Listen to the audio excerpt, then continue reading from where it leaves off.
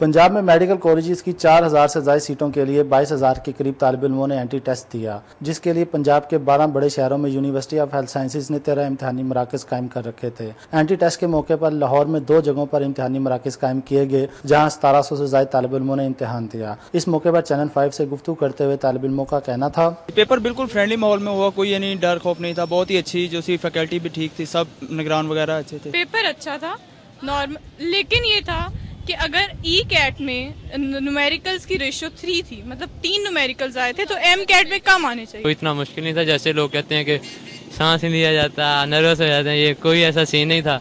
Relax हो गए, chill हो गए, पेपर दिया। न्यूमेरिकल्स की भी वही बात है, अगर ई कैट इंजीनियरिंग को अगर ज्यादा जरूरत है एमसीक्यूज की, तो हमें तो फिर कम देने चाहिए, जिन्हें इतनी है ही नहीं। हमारे में इतना ज्यादा रेशियो था एमसीक्यूज उसका, न्यूमेरिकल्स का। यूएचएस वालों से मैं एक बात कहूँगा कि एक एमसीक्यू के लिए 40 सेकंड होते हैं हमारे पास, अगर वो टाइम 1 मिनट तक कर देना तो फिर ज्यादा अच्छा होगा, क्योंकि एंड पे काफी रह जाते हैं, 10-12 रह जाते हैं। 6 मंथ्स का गैप और हर वक्त स्टडीज अभी भी, और फिर एंटी टेस्ट दे के भी ये यकीन नहीं होता अब हम फारिग हो गए, या फिर नेक्स्ट ईयर हम लोगों को फिर देना पड़ेगा। टाइम का मसला था, इन्होंने लेट स्टार्ट किया था हमारे रूम में और एक्स्ट्रा टाइम देने में मसला कर रहे थे, मतलब 2-3 बार मुझे बोलना पड़ा, उसके बाद जाके इन्होंने टाइम ज्यादा दिया था। इन्होंने ए लेवल वालों के लिए टाइम थोड़ा ज्यादा होना चाहिए, क्योंकि बहुत लेंथी क्वेश्चन थे और पहले इतना लेंथी क्वेश्चन था, ऊपर से हमें बहुत लेट, मुझे 9:30 पे पेपर मिला और सबको 9 o'clock, सो काफी मिसमैनेजमेंट थी और कुछ 1-2 क्वेश्चन आउट ऑफ कोर्स भी थे। एमकेट के लिए परसेंटेज बढ़ानी चाहिए, ख़त्म नहीं करना चाहिए इसे, बल्कि इसकी परसेंटेज 40% करनी चाहिए, ताकि कम नंबर वाले भी ज़्यादा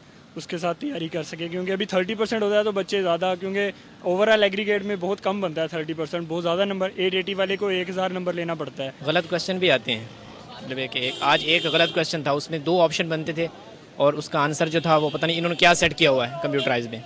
और दूसरी बात ये है कि इन्होंने फिजिक्स में न्यूमेरिकल ज़्यादा दिए हैं, जो कि टाइम कंज्यूम करते हैं, हमारा टाइम काफ़ी ज़्यादा खर्च होता है, इसलिए इनको चाहिए कि थोड़ा सा मतलब है कि वो न्यूमेरिकल कम दिया करें। उन्होंने स्टार्ट किया आधा घंटा लेट और उसके बाद 11:15 बजे उन्होंने हमसे ले लिया, 15 मिनट उन्होंने हमें कम दिया, जिसकी वजह से हमारे क्वेश्चंस भी छूटे हैं। ए लेवल्स वालों के कोर्स से बहुत आउट ऑफ कोर्स था और टाइम भी इन्होंने गंदा किया है, कोई आधा घंटा लेट शुरू है, कोई टाइम एक्स्ट्रा नहीं कॉम्प्लीमेंट किया इन्होंने। घंटे तक मुझे ये आंसर फॉर्म शीट ही नहीं मिली, जिसकी वजह से मेरा घंटा और ज़ाया हुआ है, क्योंकि मुझे फिल करने में पूरा घंटा लगा है।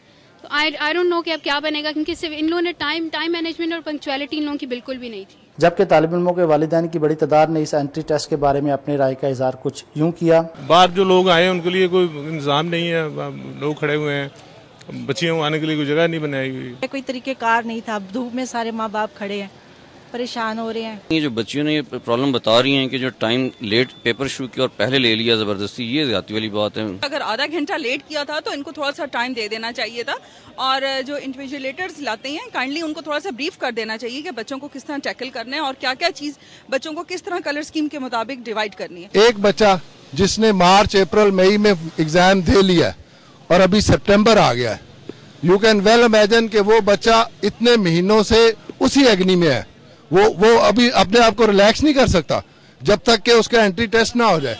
और सितंबर के एंड में एंट्री टेस्ट होने का मतलब यह है कि बच्चे ने 6 महीने अपने इम्तिहानों के बाद भी अपने आप को एक लटकाए रखा है। बच्चे 6 माह से इतने बिजी हैं कि दूसरे बच्चे जो है ना, घर के छोटे बच्चे, बड़े बच्चे, उनकी भी सारी समर वेकेशन जो है ना वो बिल्कुल बेकार गई है, क्योंकि एक बच्चे को घर छोड़ के नहीं जाया जा सकता, कोई एंजॉयमेंट नहीं हो सकती। मेडिकल कॉलेजेस में दाखिले के मौके पर एंटी टेस्ट के लिए सिक्योरिटी का फुल प्रूफ इंतजाम किया गया था। इस हवाले से बात करते हुए DSP समनाबाद अतीक सिंधु का कहना था, आउटर कार्डन जो जितना भी है ये मेरे जिम्मे है, जिसमें पार्किंग है, दोनों वॉक थ्रू गेट्स हैं जहां से कैंडिडेट्स और उनके जो पेरेंट्स आने हैं उनके लिए रास्ते बनाए हैं, उनके वॉक थ्रू गेट्स हैं। वहां पे हमने लेडीज़ चेकिंग के लिए लेडीज़ फोर्स लगाई है, हमारे लेडीज़ अपर सबॉर्डिनेट हैं, और दोनों गेट्स पे जो मेन एंट्रेंस है यूनिवर्सिटी गेट की तरफ से जहां पार्किंग है, वहां पे हमने SHO ववादत कॉलोनी हमाद शेख को लगाया हुआ है, और जो दूसरी साइड है जो शेखजाद की मेन एंट्रेंस के साथ है, वहाँ पे हमने ना SHO गुलशन इकबाल को लगाया हुआ है। मेडिकल कॉलेजों और यूनिवर्सिटियों में दाखिले के लिए एंटी टेस्ट जहां तालिब इल्मों के दरमियान एक मुकाबले का रुझान पैदा करते हैं, वहीं दूसरी जानिब इसकी वजह ज़हीन तालिब इल्मों को उनका हक हासिल होता है। कैमरामैन वाजिद अली के साथ मुदस्सिर कदीर, चैनल 5 लाहौर।